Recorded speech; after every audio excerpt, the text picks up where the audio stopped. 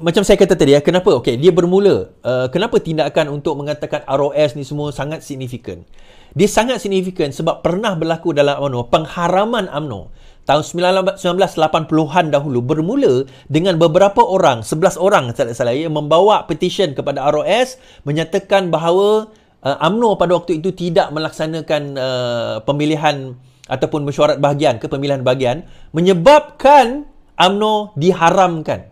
Sehingga tertubuhnya UMNO sekarang ni bukan UMNO 46 UMNO sekarang ni adalah UMNO baru yang ditubuhkan secara baru setelah UMNO diharamkan sebelum ini. Itu kita kena tahu. Sejarah ni kita kena tahu. UMNO sekarang bukan, sebab itu wujudnya semangat 46. Kononnya semangat 46 Kuli membawa UMNO lama melawan UMNO baru, UMNO Mahathir masa itu. So sekarang ini UMNO yang ada sekarang. So peristiwa itu boleh berlaku sekali lagi. So the only way, salah satu cara, kalau seperti saya kata tadi, musuh yang paling ketat, musuh yang paling bahaya bagi mana-mana parti, sesiapa saja adalah musuh dalaman. Sebab itu Zahid mengambil tindakan potong dulu. Dia potong dulu musuh-musuh dia. Dia potong semua. So, diktator Lais. UMNO sekarang menjadi diktator. Lantak dia lah. Itu parti dia. Tapi poinnya adalah, ini cara untuk UMNO nak menyelamatkan diri. Kalau UMNO nak kuatkan diri dia, Zahid kena bersikap diktator macam ni. Dan dia kena potong dulu musuh-musuh dalaman untuk dia nak bawa parti UMNO ni ke hadapan. Saya bercakap bukan dalam konteks seorang ahli parti keadilan. Saya bercakap sekarang ni dalam konteks seorang penganalisa politik. Kenapa pentingnya Zahid sekarang ini kena bertindak sebagai seorang diktator. Dia bukan setakat untuk menyelamatkan kedudukan dia sebagai presiden, itu yang utama. Kedua, dia kena buat comeback. Dia orang UMNO kena buat comeback, terutama bila kita sebut UMNO, Barisan Nasional lah, kena buat comeback kembali dalam masa 5 tahun akan datang. Mustahil saya kata UMNO boleh buat comeback kalau pemimpin dia masih lagi macam Ismail Sabri, kita kata macam pemimpin yang sebelum inilah. Walaupun Zahid ada kat situ, sukar untuk UMNO nak buat comeback kalau pemimpin dan kepemimpinan dia tak tegas. Kenapa pentingnya tegas, tuan-tuan? Dia perlu dilihat sebagai seorang yang digeruni, yang disegani bukan setakat oleh kawan, oleh lawan, tetapi juga oleh kawan. Barulah orang kata, that's it lah, kita respect Zahid lah. Walaupun macam tu, tindakan yang dia buat adalah tindakan yang memang akan mengembalikan. Ini bukan sebab UMNO berada dalam kerajaan perpaduan, saya kata macam ni. Dalam kerajaan perpaduan ini, itu cerita lain. Tetapi kalau kita nak lihat, ini situasinya sekarang ini. Dan kalau Zahid mengekalkan momentum sebegini, ada kemungkinan besar UMNO boleh come back in the next election. UMNO boleh come back in the next election. Jadi parti-parti lain kena bersedia, termasuk Pakatan Harapan kena bersedia. Ada kemungkinan tak ada gabungan lagi, kemungkinan akan bertembung lagi. Dan pada waktu itu berkemungkinan UMNO sudah bersedia. Dan yang paling terkesan adalah Perikatan Nasional lah. Sebab the second enemy kepada UMNO, di samping enemy di dalam parti dia sendiri tadi, adalah siapa? Perikatan Nasional. Kemudian the third enemy dia adalah yang lain-lain, termasuk Pakatan Harapan. Dalam pilihan raya nanti. So mereka kena bersedia. Of course sekarang ini tak ada lagi ura-ura nak kata nak berpecah sebagainya. Tetapi of course kita nak pergi perang 5 tahun akan datang, takkanlah 4 tahun setengah baru nak bersedia. Mereka sudah mula bersedia sekarang. Dah mula mengasah parang sekarang, kita kata. Dah bersedia dalam nak menghadapi peperangan yang akan berlangsung dalam 4-5 tahun akan datang. Now, adakah bergabung atau tidak? Terlalu awal untuk kita nak bincangkan. Untuk PRN ini akan ada perbincangan. Itu tak ada isu. Sebab kita nak kekalkan kerajaan ini. Kita tak nak kerajaan ini kacau bilau sebagaimana yang berlaku dalam kerajaan Perikatan Nasional sebelum ini. Di federal mereka bergabung. Tetapi di peringkat negeri dia gaduh dengan UMNO. So kita tak nak macam tu. Tetapi apa nasib dalam 4-5 tahun akan datang, kita tak tahu.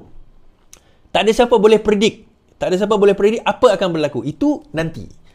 Jadi sebab itu juga ada hari ini saya saja nak bawa. Apa orang kata, bila Zahid hari ini memohon supaya mana aja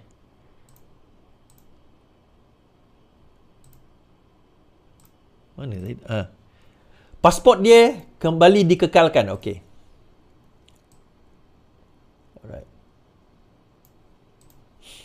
Zahid mohon pasport dikembalikan secara kekal.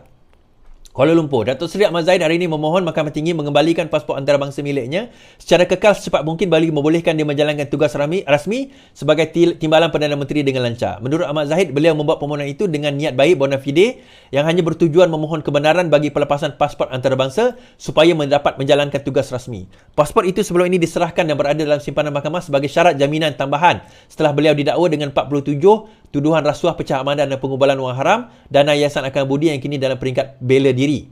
Dalam afidavit sokongan menerusi permohonan untuk mengenepikan syarat jaminan tambahan difailkan 20 Januari lalu, Ahmad Zahid berkata beliau mempunyai beberapa kekangan untuk menjalankan tugas seperti menteri lain kerana tidak mempunyai akses kepada dokumen tersebut. Now, kita kena faham bahawa pasport itu ditahan atas jaminan. Dia bukannya, apa orang kata, bukannya syarat. Contohnya macam kalau kes yang melibatkan kematian, kes bunuh, kes yang melibatkan gantung hukuman sampai mati, yang itu memang pasport kena tahan secara automatik. Tetapi yang ini sebagai jaminan. Jadi jaminan. Dia bukannya syarat kepada kes itu kena tahan pasport. Tak. Dia berbeza. Dia ada setiap kes ni berbeza. So dalam kes ini bagi saya, itu kalau sekadar hanya jaminan, bagi balik je lah. Tak ada isu pun. Sebab dia jaminan. Kan? Kemudian dia nak lari ke mana? Timbalan Perdana Menteri. Dia nak lari ke mana? Kan? Tapi tak adil lah kan. Sebab saya kata, dia bukan peruntukan undang-undang. Dia syarat dia bukan dalam syarat jaminan, bukan wajib dalam jaminan pun. Cuma menambah saja. Dia dah ikat jamin, dia ada dia punya jumlah berapa juta itu yang dia kena letak duit kat situ. Cuma ditambah dengan pasport. Supaya dia tak lari pada waktu itu. Itu saranan dia dalam keadaan biasa. Tapi itu bukan syarat utama. Duit jaminan tu pun dah ada dekat situ. Dan kes ini dijangka pada bulan Januari, Februari ni. Dijangka pada bulan Februari ni akan berterusan. Saya tak tahu sekarang ini makin ada delay-delay. Biasalah. Mahkamah ni dia akan ada dia punya ni. Saya punya kes pun saya tak tahu. Bila nak panggil ni kan. Sepatutnya Disember itu dia tunda pada Januari. Januari pun saya tak dengar berita lagi. Jadi saya pun tak tahu. Semua macam delay sekarang ni. Jadi tak apalah. So daripada poin tadi saya nak kata dia bukan satu kewajipan dalam peruntukan undang-undang. Yang tu kalau ada, maka tak fair untuk bagi balik pada dia. Dia hanya jaminan tambahan. So kalau jaminan tambahan, bagi saya tak ada masalah. Sebab dia ada duit jaminan. Berapa juta itu dia letak sebagai jaminan. Yang ini hanya jaminan tambahan. Okey, sebelum saya menyentuh soal, dah habis cerita Zahid ni kan. Sebut soal kenapa apa orang kata, ini saya tak nak lah sentuh hal Sarawak ni.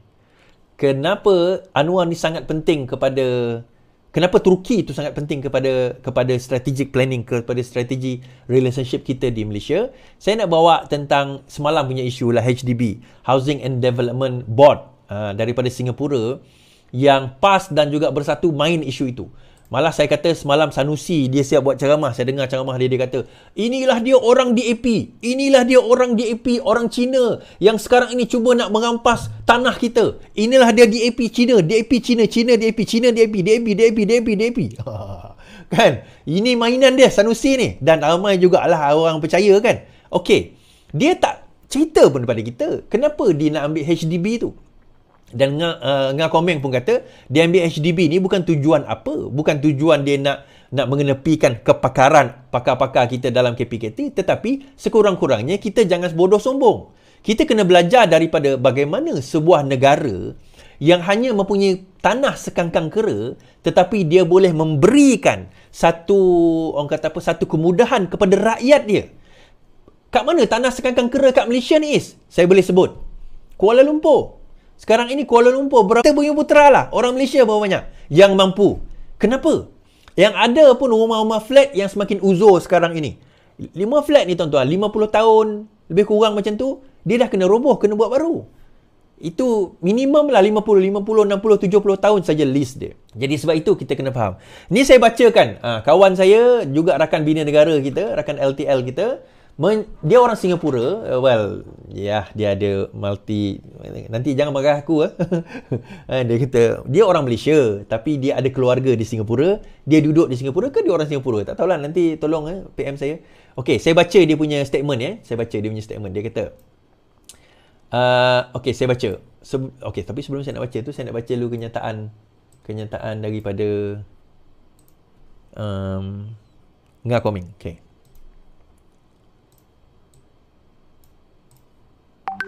Right. Menteri Pembangunan dan Kerajaan Tempatan Ngah Kong Meng menafikan dakwaan bahawa langkah membawa masuk pakar dari Lembaga Perumahan dan Pembangunan Housing and Development Board Singapura dibuat bagi mengisi kelemahan penjawat awam. Ngah sebelum ini mendapat kecaman daripada beberapa pihak yang mendakwa dia mempunyai agenda perkauman untuk menindas masyarakat melalui Islam, menerusi tindakan membawa pakar tersebut untuk berkongsi kepakaran mengenai program perumahan di Malaysia. Okey. Sanusi kata, cuba racuni pendidikan Melayu, move on, Sanusi kata Amanah. Amanah Kedah menyela tindakan Menteri Besar Kedah, Muhammad Sanusi yang didakwa terus memainkan isu perkauman. Pengurusinya Ismail Saleh berkata menerusi video ucapan Sanusi yang tular di media sosial, pemimpin PAS itu mendakwa Menteri Perumahan Ngah Kong Meng mempunyai agenda tersembunyi apabila membawa konsep pembangunan perumahan dari Singapura. Katanya Sanusi cuba meracuni pemikiran orang Melayu, kononnya Menteri KPKT itu membawa agenda pilihan raya kerajaan tempatan dari Singapura apabila mahu meniru pembangunan rumah perumahan negara jiran itu. Okey.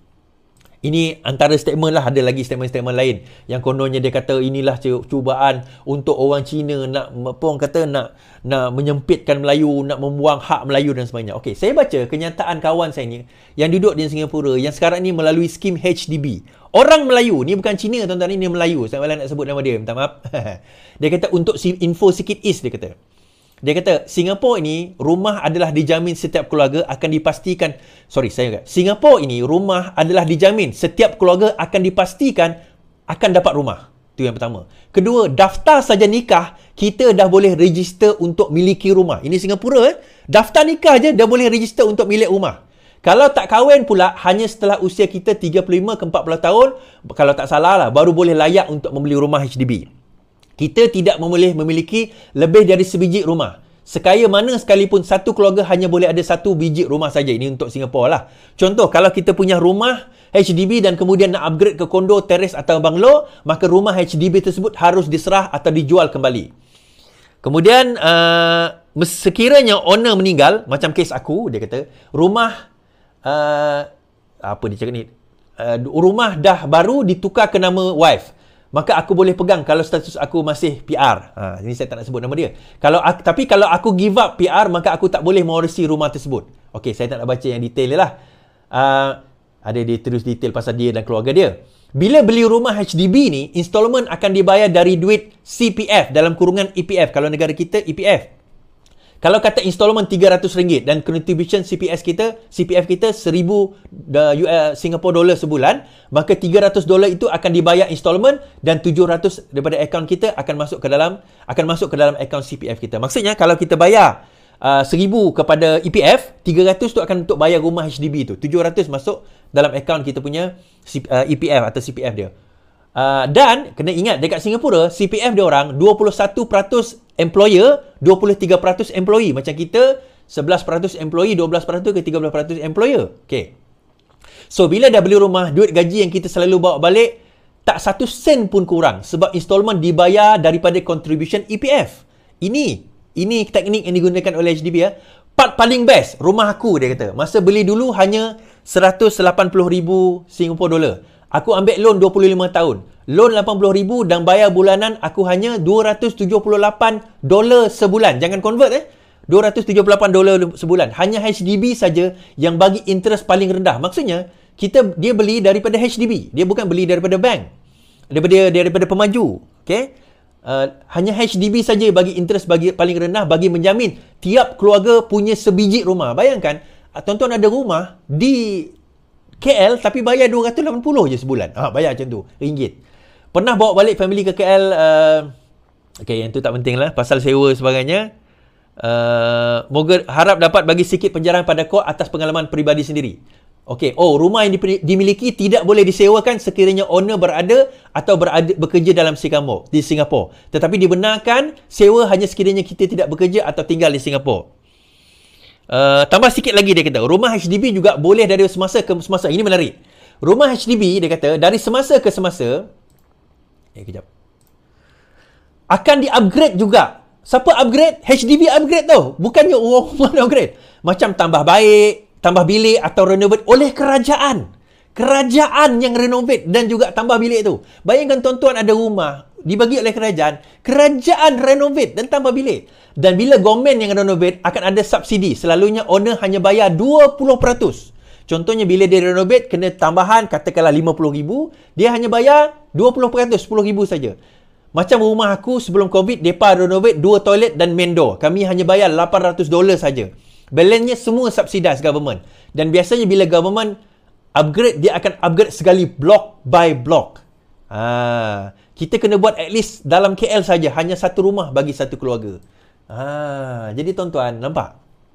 Kan, saya nak cerita lah. Terima kasih lah kawan saya ni kan. Kalau kau mungkin esok biasanya dia dengar live saya. Kan? So dekat, bayangkan tuan-tuan, ini macam mana Singapura nak menyelesaikan masalah. Dia nak bagi tahu, dia tak nak rakyat dia tak ada rumah. Keluarga, bukan rakyat dia, keluarga tak nak ada rumah. Yang mana ada keluarga, dia nak bagi satu rumah. Yang mana bujang, bila dia usia 35 ke 40, maka dia boleh dapat apply untuk HDB ni.